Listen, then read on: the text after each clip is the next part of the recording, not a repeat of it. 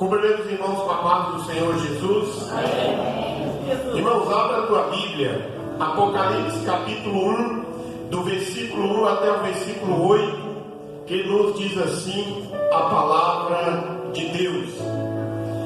Revelação de Jesus Cristo, que Deus lhe deu para mostrar aos seus servos o que em breve há de acontecer. Ele enviou o seu anjo para torná-la conhecida a seu servo João, que dá testemunho de tudo o que viu, isto é, a palavra de Deus e o testemunho de Jesus Cristo. E feliz é aquele que lê as palavras desta profecia, e felizes aqueles que ouvem e guardam o que nela está escrito, porque o tempo está próximo. João, às 7 igrejas da província da Ásia, a vocês graça e paz da parte daquele que era e que há de vir, dos 7 Espíritos que estão diante do seu trono, e de Jesus Cristo, que é a testemunha fiel, o primogênito dentre os mortos e o soberano dos reis da terra. Ele nos ama e nos libertou dos nossos pecados por seu sangue, e nos constituiu reino e sacerdote para servir a Deus e Pai. A Ele seja a glória e o poder para todos sempre. Amém. Verso 7. E eis que Ele vem com as nuvens, e todo olho o verá, até mesmo aqueles que o transpassaram, e todos os povos da terra se lamentarão por causa dele. Assim será. Amém. Eu sou o Alfa e o Ômega, diz o Senhor Deus, o que era, o que é, o que é, o que era e o que há de vir, o Todo-Poderoso. Amém. Querido Deus, soberano Pai, te adoramos e glorificamos o teu nome, Senhor. A ti, ó Deus, toda a honra, toda a glória e todo o louvor, meu Pai. E nesta oportunidade, meu Deus, eu estou diante da tua santa palavra, a tua palavra que é pura e perfeita, a tua palavra que alimenta a igreja, a tua palavra que discerne os pensamentos e as intenções do coração do ser humano. E aqui estou, meu Deus, para fazer uso da mesma, Senhor. Permita-me, ó Pai, nesta oportunidade de explanar este texto bíblico para a tua igreja, esta palavra, meu Deus, que falou ao nosso coração durante esta semana, esta palavra, meu Deus, que é o alimento espiritual, Senhor. Nós oramos e suplicamos, meu Deus, e que nada impeça a nossa comunhão contigo nesta noite, Senhor. Nós oramos e repreendemos todo mal, oramos e repreendemos toda e qualquer manipulação maligna, em nome de Jesus Cristo, mas que o teu Espírito Santo se faça presente no meio da tua igreja, em nome de Jesus. Amém e graças a Deus. Podemos tomar assento, irmãos e irmãs. E nesta oportunidade, irmão, nós vamos falar com a igreja sobre o seguinte tema: uma mensagem para a igreja. Amém? Irmãos, olhando para este texto que nós fizemos a leitura, e para este livro, eu te faço a seguinte pergunta: qual foi a última vez que você leu o livro do Apocalipse? Ler o Salmo 46 é bem mais gostoso, né? A mensagem do Salmo 46 é bem mais gostosa do que a mensagem do Apocalipse.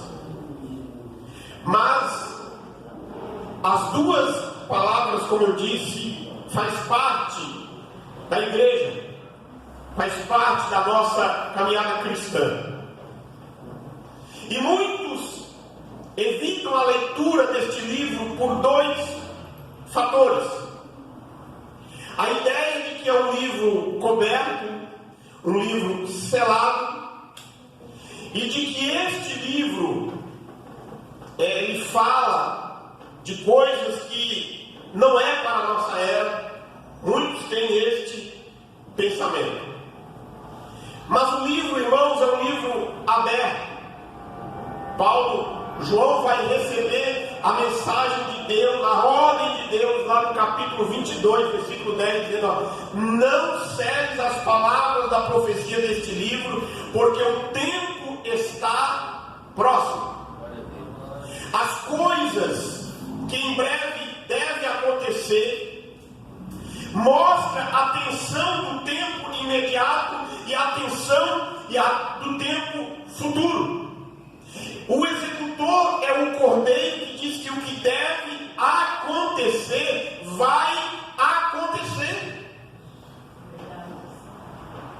Muitos se incomodam ou se acomodam. Muitos ficam parados olhando para o texto de 2 de Pedro, capítulo 3, versículo 4, diz que a promessa tarda em cumprir. Mas o próprio Pedro diz, mas a própria Evangelho de Mateus diz para nós, a própria Bíblia diz: estai sobre aviso, porque não sabeis a que tempo será a vinda do Filho do Homem. A ideia de que ele é um livro que fala sobre catástrofe, tragédias e caos é um significado para hoje. Para muitos tornou-se sinônimo de tragédia, mas o livro do Apocalipse fala de caos, mas a mensagem principal do livro, irmãos, é a vitória triunfante de Cristo e de sua igreja. Por isso a mensagem é para a igreja. Nós olhando para este livro, irmãos, precisamos pensar algumas situações, algumas circunstâncias nesta noite. O livro, o Apocalipse, como eu disse, não é um livro fechado, mas ele é um livro aberto. O livro não é fechado pelo véu, porque Mateus diz que o véu rasgou-se de alto a baixo. Não é especulação humana, mas é a palavra de Deus, é o testemunho fiel. Ele revela o plano vitorioso de Deus, a vitória triunfante da igreja e sua vitória absoluta contra os inimigos da igreja, contra os inimigos do cristão. Quem são eles? A meretriz, a besta, o falso profeta, o dragão e os incrédulos e a morte. O próprio João vai dizer no final do livro que a morte foi lançada no lago de fogo e enxofre. O livro de Apocalipse, irmãos, revela para nós o capítulo final da história. E este capítulo final não é de tragédia, como eu volto a afirmar. É a vitória da igreja, a vitória do Cordeiro de Deus, do Rei dos Reis e do Senhor dos Senhores. Aleluia. Apocalipse é a revelação de Deus. Apocalipse é o propósito de Deus para a igreja. É o livro que fala das últimas coisas, mas sobretudo do Cristo vitorioso. Se você lê o livro, irmãos, você vai perceber, não fica lendo preso no significado, nas figuras que estão, mas lê e deixa o Espírito Santo falar com você. Você vai ver o Cristo que saiu vencendo para vencer. Deus, aleluia. Revelação não é de João, é de Jesus Cristo. Porque Cristo veio ao mundo, está lá em João capítulo 17, versículo 6 do Evangelho, que ele veio para revelar o Pai. Apocalipse capítulo 1 diz que o Pai revela o Filho. E este Filho sendo revelado, ele lava os pés dos discípulos, ele é levado para o matadouro como ovelha muda diante dos seus tosqueadores. Ele é levado para a cruz como alguém que tinha cometido o pior pecado, a pior tragédia da humanidade. Ele não abre a sua boca. É a revelação de Deus. É a noiva do Cordeiro. É o Cristo glorioso. É o Filho exaltado do Pai. O Apocalipse, irmãos, revela um Cristo vitorioso. Não aquele Cristo lá de Mateus, está preso em Jerusalém. O Cristo que Apocalipse fala aqui é a mesma pessoa, só que em glória. Ó, o Cristo lá de Mateus, irmãos, estava com o seu corpo sanguentado. Mas o de Apocalipse aqui fala que os seus cabelos são brancos como a neve. Lá de Mateus fala que ele estava com os olhos inchados de tanto sofrimento. Mas aqui ele fala que ele tem os seus olhos como chama de fogo. E ele tudo vê. Lá de Mateus, irmãos, o Cristo, o Cordeiro de Deus que tira o pecado do mundo, lá na cruz do Calvário tem os seus pés pregados na cruz, mas aqui neste livro fala que ele tem os seus pés polidos como bronzes, reluzentes. Lá de Mateus, irmãos, em uma das suas frases da cruz, ele fala com a sua voz rouca, com a língua seca, tenho sede. Mas aqui ele está com voz de muitas águas. Aleluia. Glória a Deus. Aqui ele está com a voz de fazer barulho. Aleluia. Lá de Mateus, o Cristo, o sofredor de Mateus, estão com as suas mãos pregadas com prego. Mas aqui ele segura a igreja e ele sustenta a história, ele sustenta a igreja nas suas mãos, porque as suas mãos são poderosas. Glória a Deus. O seu rosto lá de Mateus estava desfigurado, mas aqui João revela para nós que ele brilha como o sol ao meio-dia. O meio-dia aí foi eu que coloquei lá. Jesus, aleluia. Deus, aleluia. O autor deste livro, João, recebendo a revelação de Deus, ele tem planos distintos para o seu servo, ele tem planos distintos para a sua igreja. João, através do Espírito Santo, foi usado para escrever o Evangelho, as 3 cartas e o livro. E observando, irmãos, os 3 acontecimentos da narrativa de João, os 3 escritos de João, no Evangelho, lá no capítulo 20, versículo 31, João diz que o que foi escrito foi para que pudéssemos crer. É para que eu e você venhamos crer. Nas cartas ele escreveu, irmãos, para nós nos encorajar a certeza da vida eterna. Já no livro do Apocalipse ele escreve nos alertando para que estivéssemos preparados para a segunda vinda do Senhor Jesus. Ó, o Evangelho é para crer, as cartas a certeza da vida eterna e o Apocalipse a certeza, a esperança da volta do Senhor Jesus. Glória a Deus. Ele vem, ele virá. Aleluia. E o Deus que mandou João escrever este livro, irmãos, é o Deus que transforma tragédia em triunfo. Pensa comigo, eu falei aqui na quarta-feira, quem esteve aqui vai lembrar. Eu falei um pouco da história da igreja primitiva, da igreja cristã, no decorrer dos séculos, até chegar aos séculos 22, 21. Domiciano, o segundo Nero da história, o que arrancou para si o título de Senhor e Deus, ele olha para a vida de João, o apóstolo, o último apóstolo ainda vivo, já na última década do primeiro século da era cristã. Ele olha para João e vê nele um perigo contra o Império Romano. Quem já assistiu o filme Apocalipse, que conta a história de João, tem uma cena lá que constrói uma fornalha de cobre, cheio de azeite, e tome fogo por baixo. Mas há fogo à vontade mesmo.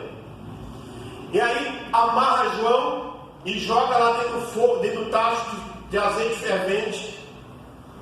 Domiciano, pensando que João ia derreter, como você joga um pedaço de gordura em cima de uma chapa quente. João permanece intacto. A história de Deus.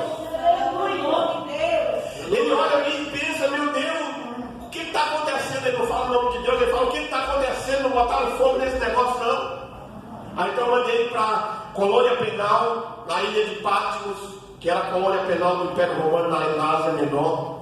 Manda ele para lá, fala, não, ele lá na ilha ele não vai ter contato com ninguém aqui no continente, ninguém vai falar com ele, a cena aqui não resolveu lá, ninguém vai falar com ele. E é lá que Deus vai trazer a revelação. Glória a Deus, aleluia. Num tempo de muitos que achavam que a igreja sendo massacrada, pisada, perseguida, torturada, o apóstolo ainda vivo que viu Jesus depois de ressuscitado, pensa que João não vai mais falar. João recebe a revelação e a Bíblia diz para nós, o Espírito Santo falando, sobe para cá, tá? No capítulo 4 em diante. Deus esclarece uns irmãos e confunde outros. A mensagem do livro ela é altamente poderosa para os nossos dias. A mensagem do livro, irmãos, ela pode ser simbólica, mas ela vai acontecer. Para uns ela é simbólica, para outros ela é literal, para uns é parábola, para outros é a revelação. Mas a mensagem clara da palavra é de que os ímpios, que são opositores da palavra de Deus, não vão resistir diante da glória e do poder do Senhor Deus. O Senhor que João está dizendo aqui. Louvado seja o teu nome, Jesus, aleluia, Senhor. Glória a Deus, aleluia. A história do livro do Apocalipse, a revelação do livro, ao invés de mostrar um Domiciano cruel, um ditador cruel, um maligno, usado pelo diabo, perseguido para perseguir o apóstolo, para perseguir a igreja, a mensagem é do Cristo vencedor e que vence todo o sistema sedutor, falando da grande Babilônia, da meretriz, do falso profeta, da besta, do dragão. É desse a mensagem da vitória de Cristo sobre estes. Aleluia. Por isso, irmãos, eu e você, como leitores da palavra de Deus, nós precisamos olhar para este texto. Como João recebeu, e Deus fala, revelação de Jesus Cristo, que é Deus deu para mostrar aos seus servos o que em breve há de acontecer. Ele enviou o seu anjo para tornar conhecido ao seu servo João, e este dá testemunho de tudo o que viu, porque a palavra de Deus é testemunha de Jesus Cristo. E aí, este texto, irmãos, eu e você, como leitores da palavra do Senhor, ele diz: feliz é aqueles que lêem as palavras da profecia deste livro. Então, da mesma forma que, como eu disse lá na introdução, você se encanta pela mensagem do Salmo 46, você também deve se encantar com a mensagem do Apocalipse. Causa medo, causa repulsa, causa. Mas a mensagem que João recebe de Deus para a igreja, ela mostra para nós alguns fatores muito importantes. Ela fala de 7 igrejas. E este número, só no livro do Apocalipse, vai aparecer 54 vezes. O livro vai falar de 7 candeeiros, vai falar de 7 estrelas, vai falar de 7 selos, 7 taças, 7 espíritos, vai falar de 7 cabeças, 7 chifres, 7 montanhas. Os estudiosos defendem a tese de que o número 7 aqui revelado é a completude, porque no 7º dia da criação Deus descansa. Santo Deus. A completude de todas as coisas, Deus vai usar o número 7. Chegou no número 7, Deus diz aqui. Havia praticamente o dobro de igrejas na Ásia Menor. Deus manda escrever para 7. Quando Jesus envia a carta, essas cartas eram endereçadas às 7 igrejas, mas essas mensagens elas foram espalhadas por todo o mundo conhecido da época. As 7 cartas do capítulo 2 e do capítulo 3 não são períodos separados da história, mas são todo o período da igreja de Cristo até a volta do Senhor Jesus Cristo. E este livro é destinado para todos os cristãos de todos os tempos. Deus, aleluia. É para a igreja do século 21. É para a igreja do Jardim ABC. É para a igreja que está lá nos mais distantes, nas ilhas mais distantes do Pacífico. É para a igreja que está nas tribos mais remotas do centro da África. Esta mensagem é para essas igrejas, é para toda a igreja de todos os tempos. Mas uma coisa interessante que chama a nossa atenção neste texto, irmãos, é que nós não devemos olhar somente para uma mensagem de curiosidade acerca do futuro. Quando você vai conversar com alguém curioso sobre a palavra de Deus, muitos vão perguntar: e a volta de Jesus? E os acontecimentos do Apocalipse? Os céus já se abriram? Os cavalos já passaram? As trombetas quantas já tocaram? Quantas faltam ser tocadas? O significado de tal cavalo, de tal selo? A curiosidade das pessoas é essa, para pontuar acontecimentos. Irmãos, ouvindo alguém essa semana, ele falando sobre o livro do Apocalipse, e aí ele pegou, para vocês entenderem, ele falou que no século 20 e até agora no século 21 teve mais terremoto no mundo do que do século 19 para trás. Aí alguns vão dizer assim: então a profecia dos terremotos está chegando ao fim, não vai ter mais terremoto, porque as catástrofes sobre terremotos já está chegando ao fim, já está no limite. Mas também, irmãos, durante toda a história da humanidade, quantos milhões de pessoas não morreram de peste, de doença? No final, na década de 20 do século passado, a Europa quase foi varrida pela peste negra. Então há acontecimentos que nós não precisamos pontuar: daqui a 100 anos vai acontecer de novo, daqui a 30 anos vai acontecer. Não, você tem que olhar acerca daquilo que está dizendo para você hoje, porque eu não sei o que vai acontecer amanhã. Quando Daniel e João receberam a palavra da profecia concernente ao futuro, qual foi a atitude deles dois? Vou ler só no texto aqui de Apocalipse, versículo 17, se tiver com a tua Bíblia aberta. Quando vi, caí a seus pés como morto. Então ele me tocou com sua mão direita e me disse: não tenha medo, eu sou o primeiro e o último. Eu sou aquele que vive, estive morto, mas agora vivo para todo sempre, e tenho as chaves da morte e do inferno. Versículo 17 diz: quando João recebe a revelação, ele cai em adoração. Quando Daniel recebeu lá a revelação do tempo futuro, ele caiu em adoração. E nós devemos, irmãos, aproximar de Deus também não como acadêmicos ou especuladores, mas devemos aproximar como adoradores. Devemos aproximar diante de Deus como aquele que adora. Mas ainda o texto vai falar para nós, quando fala o remetente, aquele que está mandando, ele não traz uma palavra de medo. Deus, em nenhum momento, ele vai amedrontar os seus servos, amedrontar os santos. Ele vai dizer: graça e paz a vocês daquele que é. É uma palavra de encorajamento, é uma palavra de doçura, é uma palavra de ânimo, é uma palavra de fortalecimento. Ele está dizendo: graça e paz, a minha graça está com você, a minha paz está com você, a Trindade divina está presente, o Pai, o Filho, o Espírito Santo está presente. Glória a Deus, aleluia.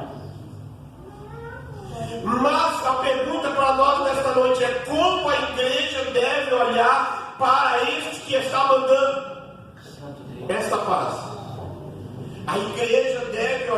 como aquele que é a testemunha fiel. Ele não muda nem um centímetro para a direita, ele não muda nem um centímetro para a esquerda, ele é fiel na sua palavra, ele não volta atrás. O que tem para acontecer, vai acontecer. O que tem que fazer, ele vai fazer. Glória a Deus. Glória a Deus. Porque o Filho de Deus, o Salvador do mundo, ele foi fiel em todo o seu ministério terreno. Nunca deixou de testemunhar do Pai. Em momento algum, ele tomou a decisão de voltar atrás. Eu vim para fazer a vontade do meu Pai. Glória a Deus. Ele falou. Mas nesse texto, irmãos, fala para nós de alguém, do primogênito dentre os mortos. Jesus foi o primeiro a ressuscitar para a glória, ou em glória. Ele está vivo para todo sempre. Ele, irmãos, é aquele que está ali, segurando a chave para chamar os outros para a ressurreição. Ele ressuscitou primeiro, e a partir dele, todos os que creem no seu nome ressuscitarão para a vida eterna. Eu e você entraremos por essa porta. A igreja enfrentou no passado o martírio, a igreja enfrenta no presente o martírio, a igreja vai enfrentar o martírio lá na frente, mas dele venceu a morte. A noiva do Cordeiro não deve temer a morte, mas ela deve olhar para a frente e não olhar para trás. Aleluia.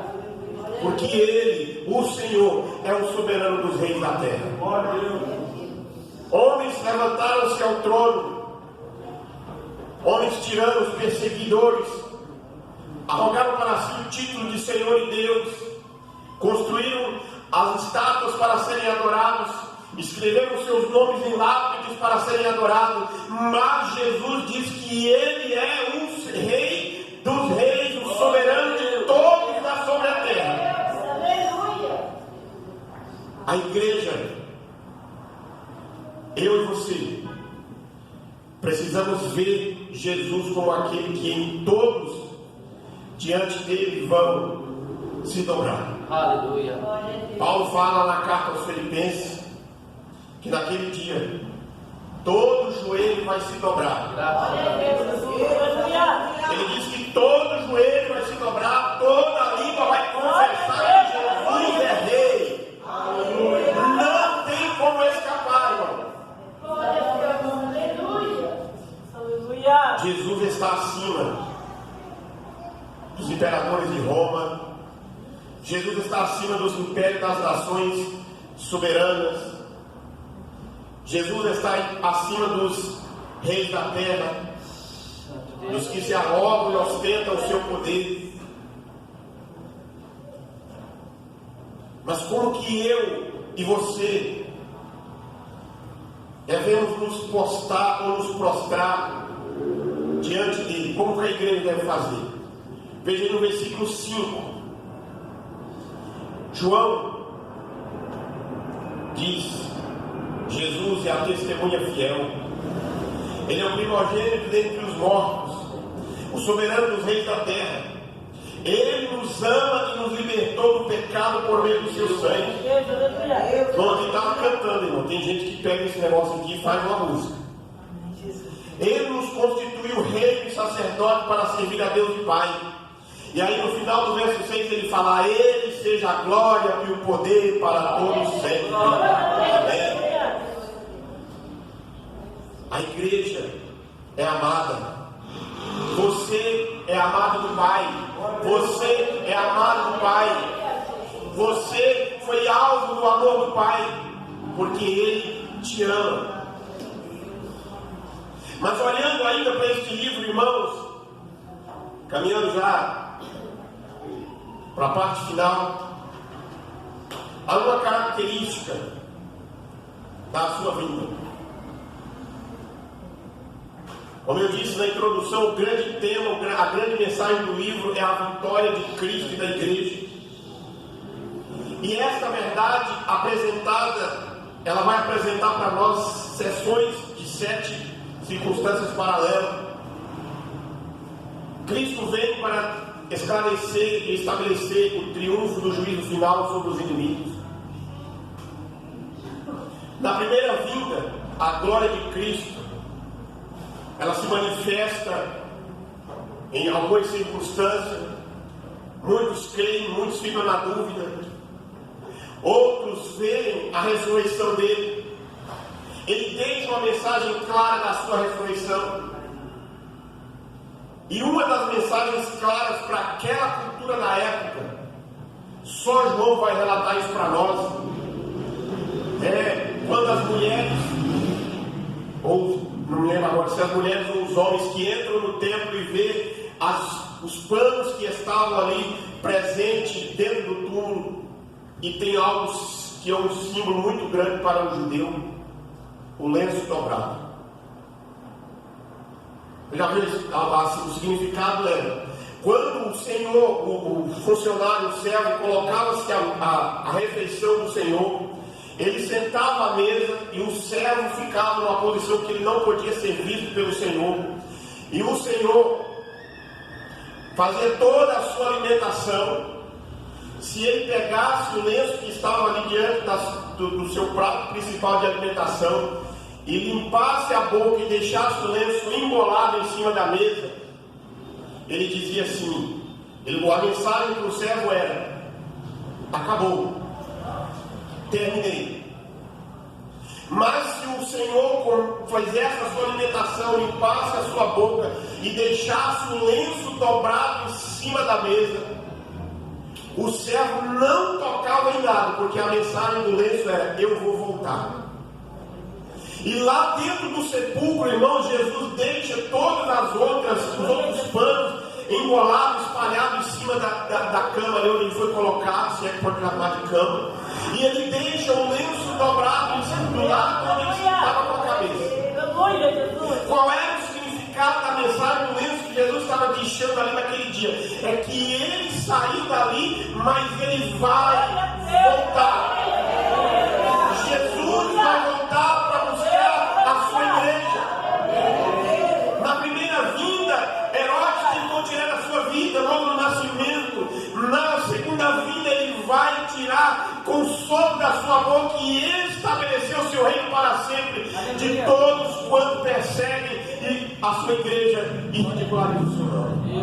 A igreja triunfante, enquanto os adversários lamentarão, enquanto os ímpios que não se converteram será lançado no lago de fogo e enxofre, aquele que está escrito no nome no livro da vida adorarão, dizendo: eis que ele vem com as nuvens, todo olho verá, e transpassarão todos os povos da terra, e se lamentarão por causa dele, porque eu sou o Alfa e o Ômega, eu o primeiro, o que era, o que é de vir, o Todo-Poderoso.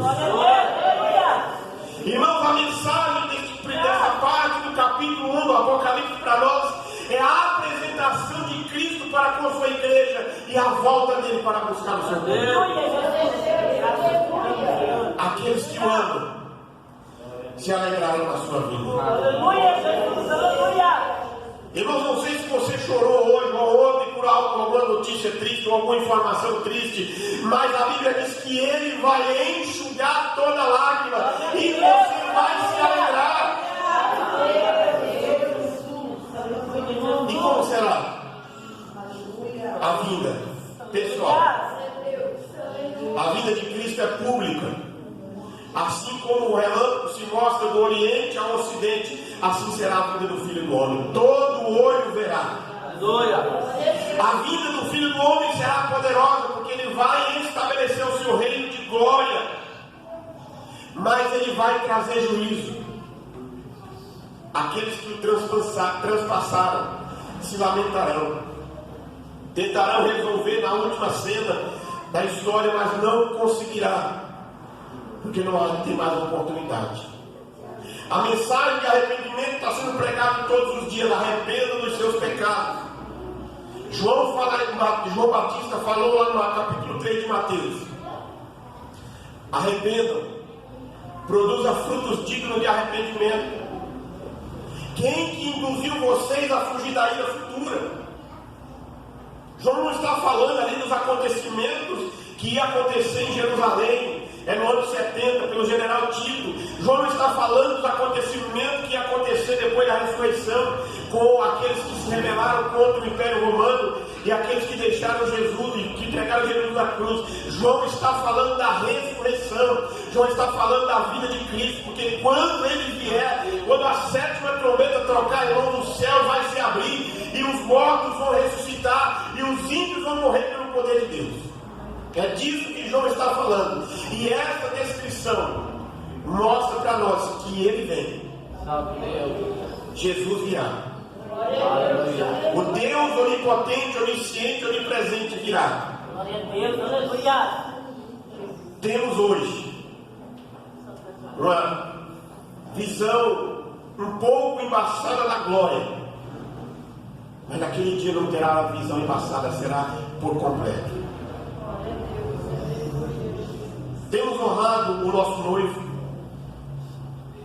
estamos preparados para encontrar com Cristo,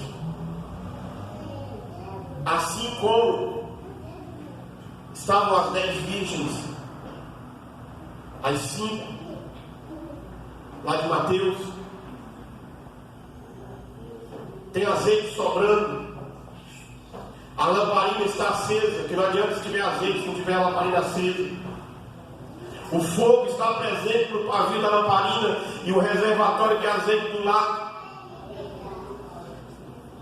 Estamos nós preparados, porque ele disse: eu sou o alfa e o ômega, ou seja, o primeiro e o último. Diz o Senhor, o que é, o que era e o que há de vir, o Todo-Poderoso. Ele virá. Ele virá. Então olhe para Cristo, olhe para a sua igreja, olhe para a palavra de Deus, abandone o pecado, afaste-se do pecado e vá ao encontro de Cristo. Glória a Deus, aleluia. Se coloque em pé, irmãos. Glória a Deus, aleluia, Jesus. Nós vamos fazer uma oração de aplicação da palavra. Glória a Deus, aleluia. Depois eu vou orar por você, por imposição das mãos, pedir a graça e a misericórdia de Deus sobre a sua vida. Feche os seus olhos onde você está, peça para que o Senhor te dê compreensão e entendimento da revelação da palavra, te encoraje para, pelo menos durante a sua vida como cristão, ler o livro do Apocalipse. Amém? Feche os seus olhos e oremos. Querido Deus, amado Pai, meu Deus, eu te adoro e glorifico o teu nome, Senhor. Nessa oportunidade, meu Deus, estamos diante de ti. Nessa oportunidade, meu Deus, estamos diante da tua santa palavra, Senhor. Ó Deus, aplica esta palavra na nossa vida, Senhor. Aplica esta palavra, meu Deus, na vida da tua igreja, meu Pai. Nós dependemos de ti, Senhor. Precisamos entender, ó Pai, os teus propósitos, Senhor.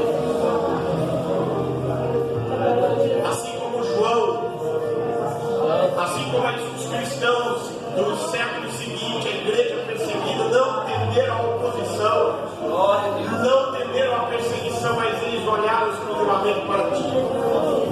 Olhe para nós, Senhor. Derrama do teu Espírito Santo sobre nós e nos encoraje, meu Deus. Cubra-nos, ó Pai, com a tua graça, Senhor, por tua misericórdia. Em nome de Jesus, nós oramos e bendizemos a ti, Senhor. Toda honra, toda glória e todo louvor seja dado a ti, ó Deus. E eu oro, meu Deus, e peço sobre a minha vida espiritual, meu Pai. Ajuda-me, ó Senhor. Enche-me, ó Deus, da tua graça, meu Pai, e da tua misericórdia. A unção do teu Espírito Santo sobre a minha vida. Ânimo, traz ânimo, Senhor. Traz avivamento, traz encorajamento, Senhor. Eu te peço, meu Deus, certo, meu Pai, de que tu estás com cada um de nós, ó Senhor. Nessa oportunidade eu peço também sobre a vida da tua igreja o ânimo, o avivamento, o encorajamento, Senhor. Em nome de Jesus. Amém. E graças a Deus.